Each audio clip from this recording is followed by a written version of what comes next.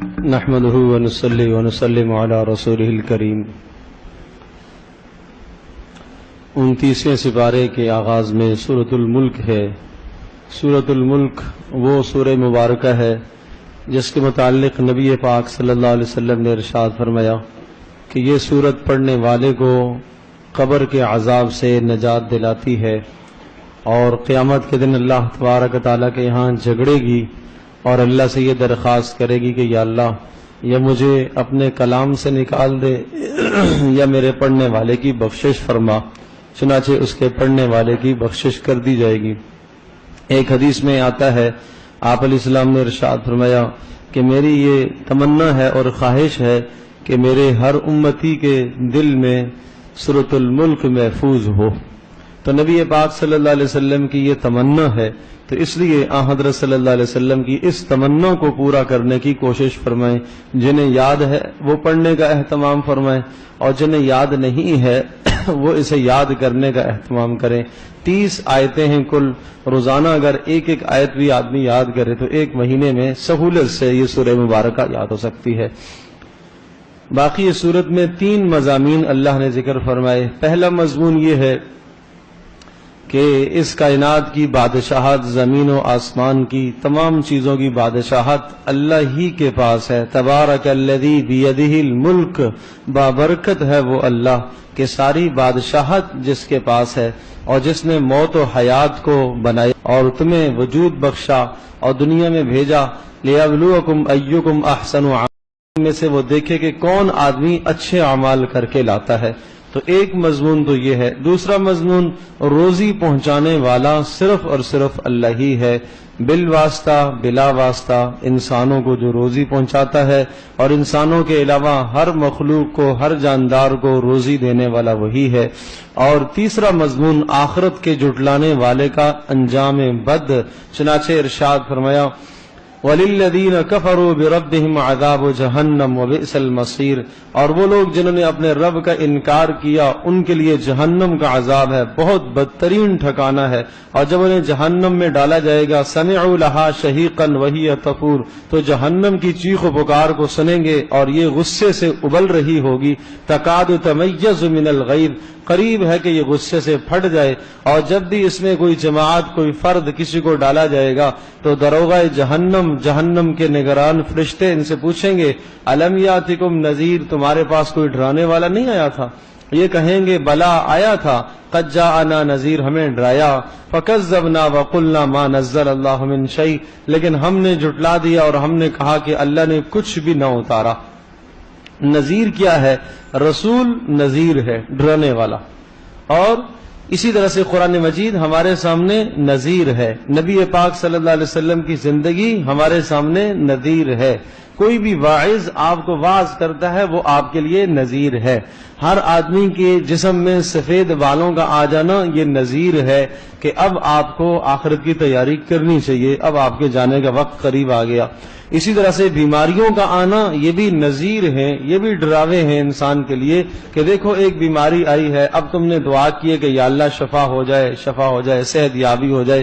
یہ تمہیں ایک موت سے پہلے تمہیں اطلاع دی جا رہی ہے کہ اسی طرح سے ایک وقت تمہارا آئے گا اور پھر تمہیں موقع نہیں ملے گا۔ اسی طرح سے بیٹے کا پیدا ہونا یہ نذیر ہے، پوتے کا پیدا ہونا دوسرا نذیر ہے کہ اب بڑھاپا آ گیا ہے، اب آپ کی دنیا سے جانے کا وقت قریب ہے۔ تو یہ سب نذیر ہے۔ تو وہ فرشتہ پوچھے گا تمہارے پاس کوئی بھی ڈرانے کا سبب نہیں تھا؟ وہ کہیں گے ہاں تھا تو تھا، لیکن ہم نے جھٹلا دیا، ہم نے انکار کیا۔ وقالوا لو كنا نسمع او نعقل ما كنا في اصحاب السعير، وہ کہیں گے ہائے افسوس، ہم دنیا میں اگر نبیوں کی باتوں کو، قرآن کی بات کو سمجھ لیتے، سن لیتے تو آج یہ انجام بد ہمارا نہ ہوتا۔ فاعترفوا بذنبهم، وہ یقین کر لیں گے اپنے گناہوں کا، لیکن اب گناہوں کا یقین اور اقرار کرنا کوئی فائدہ نہ دے گا۔ اس کے بعد سورۃ القلم ہے۔ سورۃ القلم کا جو مضمون ہے وہ مخالفین کی پستی اور اسی طرح سے دین کے معاملے میں کسی بھی قسم کی مداہنت آپ نہ اختیار کیجیے. اور نبی پاک صلی اللہ علیہ وسلم کے اخلاق حسنہ، آغاز میں حضرت صلی اللہ علیہ وسلم کے اخلاق حسنہ کو بیان فرمایا. قسمیں کھا کر اللہ نے ارشاد فرمایا وَإِنَّكَ لَعَلَىٰ خُلُقٍ عَظِيمٍ، آپ اخلاق بہت بلند درجے پر فائز ہیں. فَسَتُبْصِرُ وَيُبْصِرُونَ، آپ بھی انتظار کرتے رہیں، یہ آپ کی ہلاکت کا انتظار کرتے ہیں، آپ بھی انتظار کریں ان کافروں اور مشرکوں کی ہلاکت کا. باقی وَدُّوا لَوْ تُدْهِنُوا فَيُدْهِنُونَ، اور وہ یہ چاہتے ہیں کہ اگر آپ دین میں ذرا نرمی کریں تو وہ بھی نرم پڑ جائیں. تو یہ اشارہ اس بات کی طرف ہے کہ عقائد میں، اسلامی تعلیمات میں کسی بھی قسم کا سمجھوتا نہیں ہو سکتا. اس کی مثال دیتا ہوں. کچھ مشرکین نے آ کے کہا کہ ایسا کر لیتے ہیں کہ ایک سال ہم آپ کی طرح کی عبادت کرتے ہیں اور پھر ایک سال آپ ہماری طرح عبادت کریں، اس طرح سے ہمارے اور آپ کے درمیان کے جھگڑے ختم ہو جائیں گے. تو اس پر فرمایا کہ نہیں، یہ مداہنت ہے، یہ دین میں اس قسم کی کمزوری، ایسا سمجھوتا عقائد میں کرنا، ایسا سمجھوتا واجبات اور ضروریات دین میں کرنا، اس کی اجازت نہیں ہے. ہاں کوئی ایسا امر آتا ہے جو دین میں مستحب کے درجے کا ہے، اس کو اگر آپ کسی مصلحت کے تحت چھوڑ دیتے ہیں اور کسی بڑے اہم مقصد کے تحت اس کو چھوڑ کر کسی اور بڑے مقصد کو آپ حاصل کرتے ہیں اور آپ کو توقع ہے کہ اس کے چھوڑنے سے شاید بہت سارے لوگ قریب آئیں، تو کچھ گنجائش نکل آئے گی. باقی ضروریات دین اور فرائض اور واجبات اور عقائد میں کسی بھی قسم کے سمجھوتے کی اجازت نہیں ہے. آج لوگوں کا یہ نظریہ ہوتا ہے کہ بھئی تھوڑی سی نرمی رکھو دین کے معاملے میں، دین ہمیں سختیاں تھوڑی بتاتا ہے. بس وہ چیزیں جو اپنی خواہشات کے مطابق ہیں، نفس کے مطابق ہیں، ان کو تو بسم اللہ مان لیتے ہیں، اور جو چیزیں ہماری خواہشات کے مطابق نہیں ہوتی، اور اچھے سے اچھا آدمی، نمازی، پرہیزی، تہجد گزار بھی ان کا انکار کر دیتا ہے اور ماننے کو تیار نہیں ہوتا. تو فرمایا اس قسم کی مداہنت دین میں نہیں چلتی. اور باقی دوسرا مضمون یہ بھی ذکر فرمایا کہ اس دنیا میں اللہ نے جو تمہیں مال عطا کیا ہے اس میں سے تم خرچ کرتے رہو، اور مال کو جب خرچ کرتے رہو گے تو اللہ پاک اس کے نتیجے میں تمہارے لیے برکتوں کو نازل فرمائے گا، تمہاری کھیتیوں میں اور تمہارے مالوں میں اللہ پاک برکت عطا کرے گا. تیسری سورت سورۃ الحاقہ ہے. سورۃ الحاقہ کا جو مضمون ہے دنیا اور آخرت کا عذاب. چنانچہ دنیا کے عذاب کے 3 نمونے ذکر فرمائے. کذبت ثمود وعاد بالقارعہ، قوم سمود اور قوم عاد نے جھٹلایا. فاما سمود فاہلکوا بالطاغیہ، اور قوم سمود کو تو اللہ پاک نے ہلاک کیا ایک چیخ کے ذریعے سے. واما عاد فاہلکوا بریح صرصر عاتیہ، اور قوم عاد کو ایک سخت تیز تند ہوا کے ذریعے سے اللہ نے انہیں ہلاک کیا. سخرها علیہم 7 لیال و8 ایام، 7 راتیں اور 8 دن مسلسل یہ ہوا ان پر مسلط رہی. فتر القوم فیہا سرعا، اے مخاطب تو دیکھے گا بچھڑی ہوئی قوم، پڑے ہوئے سارے، کأنہم اعجاز نخل خاویہ، اتنے بڑے بڑے قد ان کے جیسے کہ کھجوروں کے تنے ہوتے ہیں. اور تیسری مثال وجاء فرعون ومن قبلہ والمؤتفکات بالخاطئہ، فرعون اور اس سے پہلے کی کچھ قومیں اور اسی طرح سے اس کے بعد کی کچھ قومیں، فرمایا ان سب نے اللہ پاک کی نافرمانیاں کی تو پھر اللہ پاک نے ان کو سخت پکڑا.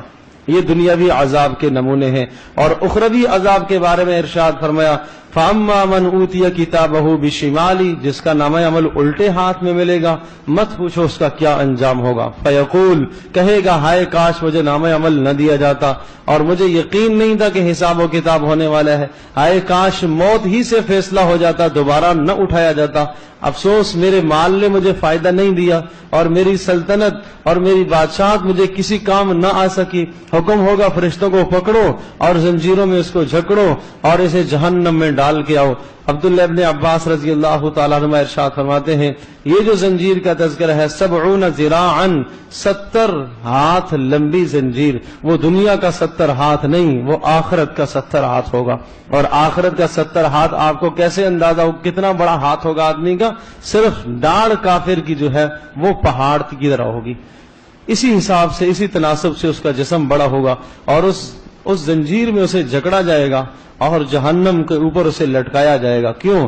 انہو کان لا یؤمن باللہ العظیم، یہ اللہ پر ایمان نہیں رکھتا تھا. ولا یحض علی طعام المسکین، مساکین اور غرباء کو کھانا کھلانے کی تاکید نہیں کرتا تھا. بخل کی انتہا، بخل کی انتہا، نہ خود کھلائے نہ دوسرے کو کھلانے دے، یہ بخل کی انتہا ہے. فلیس لہ الیوم ہاہنا حمیم، آج اس کا کوئی بھی یہاں دوست نہیں ہے، ولا طعام الا من غسلین، جہنمیوں کے بدنوں سے نکلتا ہوا کھولتا ہوا خون پیپ یہ اس کا کھانا پینا، لا یاکلہ الا الخاطئون، فالخاطئون اس کو گناہگار ہی کھائیں گے، مجرم ہی کھائیں گے۔ اللہ پاک ہم سب کی حفاظت فرمائے۔ یہ اخروی عذاب کا ایک نمونہ بتایا، اور وہ شخص جس کا نامہ عمل سیدھے ہاتھ میں ملے گا، فاما من اوتی کتابہ بیمینہ فیقول ہاؤم اقرؤوا کتابیہ، سب کو بلائے گا آؤ آؤ میرا نام عمل پڑھ لو، انی ظننت انی ملاق حسابیہ، مجھے یقین تھا کہ حساب و کتاب ہونے والا ہے، فہو فی عیشۃ راضیہ، عیش و عشرت کی زندگی ہوگی، اور فی جنت عالیہ، بلند باغات اور جنتوں میں، قطوفها دانیہ، اور پھل لٹکے ہوئے سامنے، کلوا واشربوا ہنیئا بما اسلفتم فی الایام الخالیہ، اور پھر کہا جائے گا کہ کھاؤ اور پیو جو دنیا میں تم نے مشقتیں کی ہیں، روزے رکھے ہیں، راتوں کا قیام کیا ہے، تلاوت کی ہے، ان اعمال کے بدلے یہ جنت کی نعمتیں ہیں۔ سأل سائل بعذاب واقع، اس میں بھی آخرت کا عذاب، یہاں سے آخر تک ساری صورتیں ایسی ہیں جن میں آخرت، جہنم، عذاب، جہنم، آخرت کے مضامین بہت کثرت سے آخری صورتوں کے اندر ہیں۔ اس میں بھی سأل سائل بعذاب واقع، ایک سوال کرنے والا پوچھتا ہے کہ کب عذاب آئے گا، کہا بتا دو اسے، للکافرین لیس لہ دافع، جب وہ آئے گا اسے کوئی نہیں ٹال سکتا، کہاں سے آئے گا، من اللہ، اللہ کی طرف سے، ذی المعارج، جو بلندیوں والا ہے، کب آئے گا، قیامت کے دن، تعرج الملائکۃ والروح الیہ فی یوم کان مقدارہ 50,000 سنہ، اللہ کا عرش جس دن قائم ہوگا اور ملائکہ آسمان سے نیچے اتریں گے، اور اس دن کی طوالت 50,000 سال کے برابر ہوگی، 50,000 سال کے برابر ہوگی۔ اور پھر ارشاد فرمایا اس دن، یوم تکون السماء کالمہل، جس دن آسمان پھٹ جائے گا تیل کی تلچھٹ کی طرح، وتکون الجبال کالعہن، پہاڑ روئی کی طرح، ولا یسأل حمیم حمیما، کوئی دوست کسی دوست کو کام نہ آئے گا، یبصرونہم، ایک دوسرے کو پہچان رہے ہوں گے پھر بھی مدد نہیں کریں گے، یود المجرم، اس دن مجرم تمنا کرے گا، لو یفتدی من عذاب یومئذ ببنی، ہائے کاش آج میری اولادوں کو لے لیا جائے، اور میری بیوی کو، میرے بھائیوں کو، میرے خاندانوں کو، اور جو کچھ زمین میں ہے، جو لوگ زمین میں ہیں، جو کچھ زمین میں ہے، سب لے لیا جائے اور مجھے جہنم کے عذاب سے خلاصی مل جائے۔ کہا کلا، ہرگز ایسا نہیں ہوگا، ہاں وہ فدیے کا وقت ہے نہیں، وہ خلاصی کی صورت ہے نہیں کہ فدیہ دے کے جان چھڑاؤ، اس لیے کہ نزاعۃ للشوا انہا لظا، وہ دھکتی آگ ہے، نزاعۃ للشوا، کھالوں کو جلا ڈالنے والی، تدعو من ادبر وتولی، خود پکار پکار کے لائے گی، کہاں بھاگ رہے ہو، نافرمانوں کو خود بلائے گی۔ محشر میں جب سامنے جہنم کو لایا جائے گا، اس سے گردن نکلے گی، اور تارے کے نماز کو، نماز کے چھوڑنے والے کو، زکوٰۃ کے چھوڑنے والے کو، سود کے کھانے والے کو، اور مساجد میں بیہودہ باتیں کرنے والوں کو، ان سب کو وہ گردن پکڑے گی اور جہنم میں لے کے جائے گی۔ یہ تدعو من ادبر وتولی، جو پیٹھ پھیرے گا اسے خود بلائے گی، وجمع فاوعى، اور جس نے دنیا میں مال جمع کیا گن کے رکھتا رہا ان سب کو بلائے گی۔ ہاں بچ سکتے ہیں کون جہنم سے؟ وہ لوگ جن میں اعمال صالحہ ہیں، جو نمازی ہیں، اور جو اپنے اموال میں دوسروں پر خرچ کرنے کے لیے حصے رکھتے ہیں، اور اسی طرح سے جو امانت داری کا خیال رکھتے ہیں، جو وعدوں کی پاسداری کرتے ہیں، اور جو گواہیوں کو ٹھیک ٹھیک ادا کرتے ہیں، ایسے اشخاص، ایسے لوگ اس جہنم کے عذاب سے بچ جائیں گے۔ انا ارسلنا نوحا، حضرت نوح علیہ الصلوۃ والسلام کی دعوت جو انہوں نے اپنی قوم کو دی، تفصیل سے وہ دعوت مذکور ہے، اور نوح علیہ الصلوۃ والسلام نے اپنی قوم کو استغفار کی طرف متوجہ کیا کہ استغفروا ربکم انہ کان غفارا، اپنے پروردگار سے استغفار کرو، اپنے گناہوں کی معافی طلب کرو، اور وہ تمہیں بخش دے گا، اور اس کے نتیجے میں آسمان سے بارشیں اتارے گا، اور تمہارے مالوں میں، تمہاری اولادوں میں اللہ پاک برکتیں دے گا۔ یہ استغفار کے ثمرات ہیں۔ پہلا ثمرہ وقت پر بارش ہونا، دوسرا ثمرہ اجر کیا ہے کہ اللہ پاک مالوں میں برکت دے گا، اور تیسرا اجر اور ثمرہ کہ اللہ پاک اولاد میں برکت دے گا۔ تو اس طرح سے حضرت نوح علیہ الصلوۃ والسلام نے اپنی قوم کو سمجھایا، استغفار کی طرف متوجہ کیا، لیکن جب وہ نہ متوجہ ہوئے اور پھر اللہ پاک نے بتا دیا کہ اب یہ ایمان نہیں لائیں گے، نوح علیہ السلام نے پھر بددعائی دعائیہ کلمات کہے، رب لا تذر علی الارض من الکافرین دیارا، اے اللہ اس زمین پر کسی کافر کا ایک گھر بھی نہ چھوڑ، انک ان تذرہم یضلوا عبادک، اے اللہ اگر تو نے ان کو زندہ چھوڑا تو یہ تیرے بندوں کو گمراہ کریں گے، ولا یلد الا فاجرا کفارا، ان کی نسلیں بھی نافرمان ہی نافرمان پیدا ہوں گی، اے اللہ اب ان کو زمین پہ تو زندہ نہ رکھ۔ چنانچہ اللہ پاک کا عذاب آیا اور پانی کے اندر وہ سب جو نہ ماننے والے تھے وہ غرق ہوئے۔ قل اوحی الی انہ استمع نفر من الجن فقالوا انا سمعنا قرآنا عجبا، آپ علیہ الصلوۃ والسلام فجر کی نماز پڑھا رہے تھے، مکہ حرم کے قریب میں ایک جگہ تھی جہاں ایک بازار لگتا تھا، نبی علیہ الصلوۃ والسلام وہاں تشریف لے جا رہے تھے اور فجر کی نماز کا وقت آیا تو وہاں آپ نے نماز پڑھائی اور نماز میں قرآن پڑھ رہے تھے، کچھ جنات آئے اور انہوں نے آ کر حضرت صلی اللہ علیہ وسلم کا کلام سنا، مسلمان ہو گئے اور پھر اپنی قوم کو جا کے انہوں نے تبلیغ کی، سمجھایا، اور وہ جن نے جو اپنی قوم کو تبلیغ کی، اللہ تبارک و تعالی نے اس جن کی تقریر کو اس سورہ جن میں ذکر فرمایا۔ یہ ساری اس جن کی تقریر ہے۔ وہ کہتا ہے انا سمعنا قرآنا عجبا، عجیب قرآن ہم نے سنا، یہدی الی الرشد فآمنا بہ، یہ ہدایت کی طرف رہنمائی کرتا، ہم ایمان لے آئے، ولن نشرک بربنا احدا، اب ہم اپنے رب کے ساتھ کسی کو شریک نہیں ٹھہرائیں گے، وانہ تعالی جد ربنا ما اتخذ صاحبا، اور ہمارا پروردگار بلند و بالا ہے اس بات سے، بیوی سے پاک، اولاد سے پاک، اور ہم میں سے بہت سارے بے وقوف لوگ ہیں جو اللہ پر جھوٹ باندھتے ہیں، اور وانا ظننا ان لن تقول الانس والجن علی اللہ کذبا، ہم تو یہ خیال کرتے تھے کہ انسان اور جن اللہ پر جھوٹ نہیں بولتے، پتہ چلا یہ بھی جھوٹ بولتے ہیں۔ وَأَنَّهُ كَانَ رِجَالٌ مِّنَ الْإِنسِ يَعُوذُونَ بِرِجَالٍ مِّنَ الْجِنِّ، اور بہت سارے انسانوں نے ہم جنوں کو خراب کیا۔ جن کہہ رہا ہے بہت سارے انسانوں نے ہم جنوں کو خراب کیا۔ کیسے خراب کیا؟ وہ جب وہ ہمیں مشکل کشا سمجھنے لگ گئے اور ہمارے اندر بھی تکبر آ گیا کہ جب وہ کسی وادی میں رات کو رکتے اور ٹھہرتے تو وہ یہ کہتے کہ اس وادی کے اندر جو بڑا جن ہے، سردار ہے، اس کی حفاظت میں ہم پناہ میں آنا چاہتے ہیں۔ تو ہمارے جو جن تھے وہ بھی ذرا موٹے ہو گئے کہ شاید ہمارے پاس کچھ اختیارات ہیں، تو اس طرح سے انسانوں نے ہمیں ورغلایا، گمراہ کیا۔ وَأَنَّهُمْ ظَنُّوا كَمَا ظَنَنْتُمْ أَن لَّن يَبْعَثَ اللَّهُ أَحَدًا، اور اسی طرح سے انسانوں کا اور ہمارا ملا جلا ایک ہی خیال تھا کہ اللہ پاک کسی کو نہیں اٹھائے گا، لیکن اب اس قرآن سے پتہ چلتا ہے کہ قیامت کے بعد اٹھائے جائیں گے۔ اب صورتحال یہ ہے لَمَسْنَا السَّمَاءَ فَوَجَدْنَاهَا مُلِئَتْ حَرَسًا شَدِيدًا وَشُهُبًا، ہم آسمان کی طرف جاتے ہیں تاکہ فرشتوں کی باتیں کہ کیا کلام ہوتا ہے، وہاں ہمیں شعلے پڑتے ہیں، آگ پڑتی ہے، ہمیں کوئی کلام نہیں لینے دیا جاتا۔ وَأَنَّا كُنَّا نَقْعُدُ مِنْهَا مَقَاعِدَ لِلسَّمْعِ، اور آسمانوں کے کناروں پر جا کر ہم بیٹھتے ہیں، آوازوں کو سننے کی کوشش کرتے ہیں، اور جو بھی سنتا ہے اس کے پیچھے ایک شعلہ پڑتا ہے۔ معلوم نہیں ایسا کیوں ہوتا ہے۔ أَشَرٌّ أُرِيدَ بِمَنْ فِي الْأَرْضِ أَمْ أَرَادَ بِهِمْ رَبُّهُمْ رَشَدًا، پہلے آسمانوں پہ جانا ہمیں اجازت تھی، اب روک دیا گیا، پتہ نہیں اللہ پاک کا کیا ارادہ ہے اس عمل سے، کیا ہدایت اور بھلائی کا ارادہ ہے یا کوئی شر اور عذاب کا ارادہ ہے۔ وَأَنَّا مِنَّا الصَّالِحُونَ، ہم میں سے بعض ایسے ہیں جو نیک ہیں، بعض ایسے ہیں جو برے بھی ہیں۔ وَأَنَّا ظَنَنَّا أَن لَّن نُعْجِزَ اللَّهَ وَلَن نُعْجِزَهُ هَرَبًا، اور ہمارا یہ یقین تھا کہ ہم اللہ پاک کو عاجز نہیں کر سکیں گے اور ہم اللہ سے بھاگ بھی نہیں سکتے۔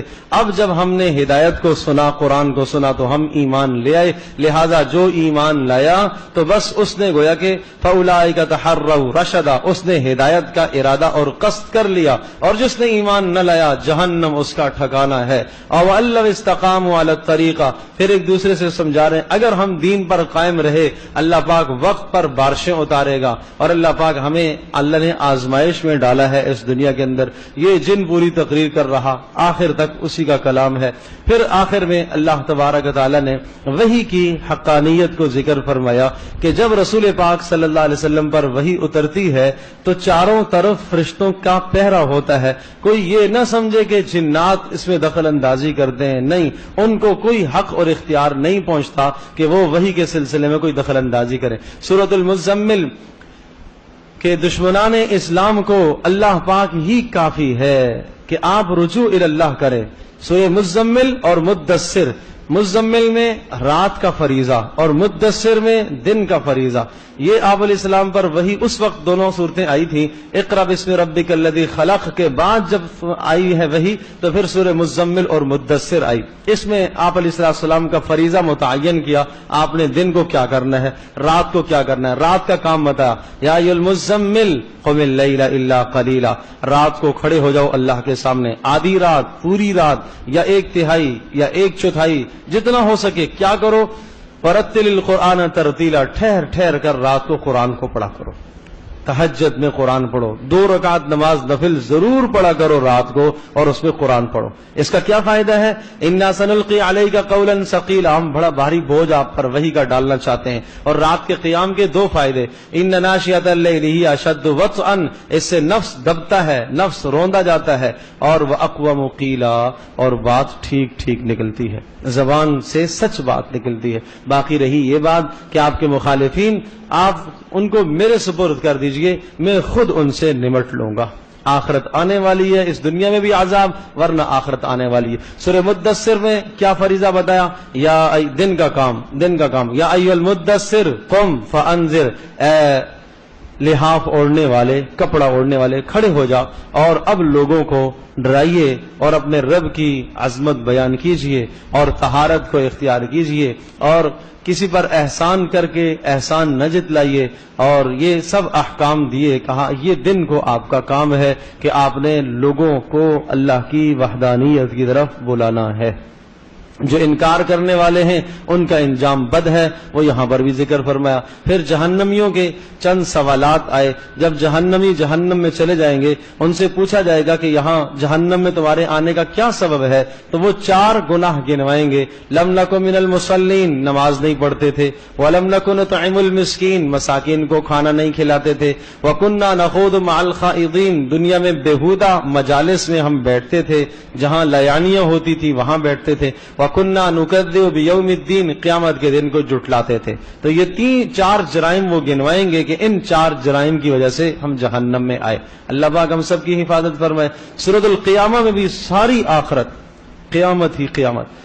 قسم ہے لا اقسم بیوم القیامہ, قیامت کے دن کی قسم, نفس کی قسم. یہ انسان یہ خیال کرتا ہے الن نجمع عظاما, ہم اس کی ہڈیوں کو دوبارہ جمع نہیں کریں گے. بلا, کیوں نہیں جمع کریں گے. قادرین علی ان نسوی بنانا, ہڈیاں تو ہڈیاں, اس کے پوروں کی انگلیوں کے نشان بھی اسی طرح سے دوبارہ آئیں گے, اسی طرح سے یہ پرنٹ انگلیوں کے اسی طرح سے دوبارہ آئیں گے. یسأل ایان یوم القیامہ بل یرید الانسان لیفجر امامہ, انسان اپنی عاقبت برباد کر رہا ہے اور یہ کہتا ہے قیامت کب آئے گی, اسے بتا دے. فاذا برق بے نور ہو جائیں, وخسف القمر, چاند بے نور ہو گیا, وجمع الشمس والقمر, چاند سورج دونوں کو جمع کر دیا جائے گا. یقول الانسان, اس وقت انسان کہے گا این المفر, کوئی ہے بھاگنے کی جگہ, کوئی ہے ٹھکانہ بھاگنے کا؟ نہیں ہے, نہیں ہے. الی ربک یومئذ المستقر, اللہ ہی کی طرف بھاگنے کی جگہ ہے. اور اس وقت انسان کو پتہ چلے گا اس نے آگے کیا اعمال چھوڑے اور پیچھے کیا اعمال چھوڑے. وللانسان علی نفسہ بصیرہ, اس کو خود پتہ ہوگا میں نے کیا کیا ہے. ولو القی معاذیرا, 1000 معذرتیں کر لے گا, اس وقت کی معذرتیں قبول نہیں ہیں. هل اتى على الانسان حين من الدهر, سورۃ الدہر میں انسان کی تخلیق اور آخرت, اس میں بھی آخرت ہے. جنت اور جہنم کو اللہ پاک نے کھول کر بیان فرمایا, اور زیادہ اس میں جنت کے تذکرے ہیں کہ اللہ پاک 3 قسم کے طبقے ہوں گے. ایک طبقے وَيُطَافُ عَلَيْهِمْ بِآنِيَةٍ مِّن فِضَّةٍ وَأَكْوَابٍ كَانَتْ قَوَارِيرَ, جنتیوں کا سب سے ادنا طبقہ جنتیوں کا وہ ہوگا کہ جن کے آس پاس پیالے پھیرائے جائیں گے. اب لے کے جانے والا, پلانے والا کون ہے اس کا تذکرہ نہیں ہے, ساقی کون ہوگا اس کا ذکر نہیں ہے, بس کہا کہ ان کو پلایا جائے گا. ایسے بآنیت من فضۃ, چاندی کے برتنوں میں, واکواب کانت قواریرا, جو چاندی کی طرح اور شیشے کی طرح چمکتے ہوئے. اور وَيُسْقَوْنَ فِيهَا كَأْسًا كَانَ مِزَاجُهَا زَنْجَبِيلًا, ایسے گلاسوں میں ان کو پلایا جائے گا کہ جن کی تہ میں زنجبیل چشمہ ملا ہوا ہوگا. زنجبیل چشمے کا پانی, یہ زنجبیل اللہ کے عرش کے نیچے سے نکلنے والا چشمہ ہے. یہ ادنا درجے کے جو جنتی ہوں گے ان کو زنجبیل کی صرف ملاوٹ ہلکی سی اس میں ڈالی جائے گی, خوشبو ڈالی جائے گی.